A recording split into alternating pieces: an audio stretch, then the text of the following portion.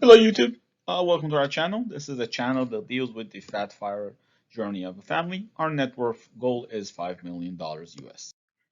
This month has been a decent month. The gain this month is over $80,000 US. So this is the net worth change this month. The taxable accounts have risen to $1.2 million. The house has appreciated to a little less than a million. And retirement accounts, 401k, HSA, things of that nature, 880,000, which brings our net worth to $3,080,000 US. The top three expenses this month have been a little surprising. Travel being the top due to Christmas time vacations. Restaurant, again, due to the travel, we have been in a lot of restaurants. And kids, even though it's a short month, we still pay full numbers to the childcare providers. So this is the childcare breakdown. We have three small children. So the first two childcare after school is $500 each. The third child is in a different school that has a different cost associated with it. So for that one, it is cheaper at $250 US. And these are the rest of the expenses. Healthcare 300, food 800. It's a little lower because of the high restaurant bill. Insurance is climbing up due to some needed insurance based on where we live. And if you notice, phone is zero because we switched to employer pay plans, so we no longer pay for our phones, which is awesome. So the total expenses this month have been a little less than $9,000. This has to do with travel being paid both this month and previous months. We expect this to go back to the 10K mark quite soon. So this is the expense breakdown. As you can see, travel and shopping are the majority, but childcare is a surprise, a third second. So where we want to be when we retire. Once we have $5 million US, we plan to take from that amount based on the 4% guideline, a yearly income of $200,000.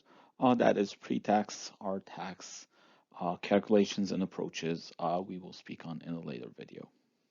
So a little bit about us. We are two working parents. Our main source of income is a W-2 salary for both me and my partner. In addition to that, we have three children, ranging in age from 4 to 8, and we live in a high cost of living area. That will explain some of our expenses in a later portion of the video.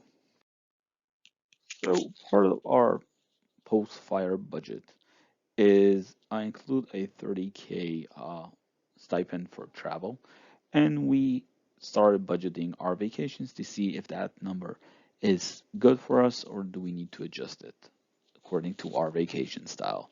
So we have a couple types of vacation styles we like. There's a high budget vacation and a low budget vacation. And let's look at an example from this past summer. So this is an RV vacation we took. We traveled mainly in California as well as several parts of Oregon. So as you can imagine, there's no flights doing an RV vacation. We just got in an RV and started driving. Food, since this was an RV, we had the possibility of cooking as well as some restaurants because we're on vacation. We didn't want to cook all the time. In stays, these are mainly campground type fees. Entertainment, since we are vacationing, we did several entertainment activity such as mini golf for the kids, as well as some dune buggies for ourselves. And shopping, we travel to different places, we pick up stuff. And transportation, as you can imagine, is the majority of the vacation. This includes the RV cost plus the fuel for an RV, which was quite substantial at California prices. Which brings the RV vacation total to $4,000 US, which is an average of $100 per person per day. We use this to track our number in terms of our budget for our FIRE number to see that we're on track to have the lifestyle we want. Another vacation we took was for New York City. This was without the kids. So flights. The flights were very cheap. We're thinking probably COVID related.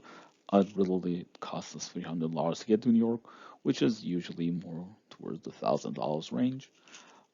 Food, again, some snacks for the road and things of that nature, something we can quickly do. Restaurants, this is New York, so we don't have a kitchen. We had to eat out for most of our meals. Hotels, that's including stays, $300 per night. Seems reasonable for us. Sorry, $200 per night. Entertainment, this is New York. Everything costs more. And entertainment really stands out. Shopping, a lot of shopping to do there. And transportation, these are mainly Uber and Lyft type transportation and rideshare from the airport to the health hotel and vice versa. Which brings the total for the New York vacation to $2,000 plus, which is $375 per day per person. Quite expensive, but this we use this number towards our FIRE budget to make sure we are aligned and the lifestyle we want to achieve post retirement. So this is the Hawaii vacation breakdown. Flights being both flights from the mainland to the island, plus some inter-island flights. Food is supermarket type grocery shopping. Restaurant is a bit high, but it's expected. It's a vacation. Stays in this case, it's hotels and Airbnb combined, depending on where we were. Entertainment are excursion type activities.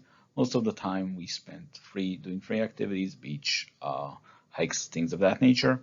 And transportation, in this case, applies to the rental cars. As you know, rental cars have taken a hike in terms of pricing. Yeah. So the total Hawaii vacation cost is $6,000 plus.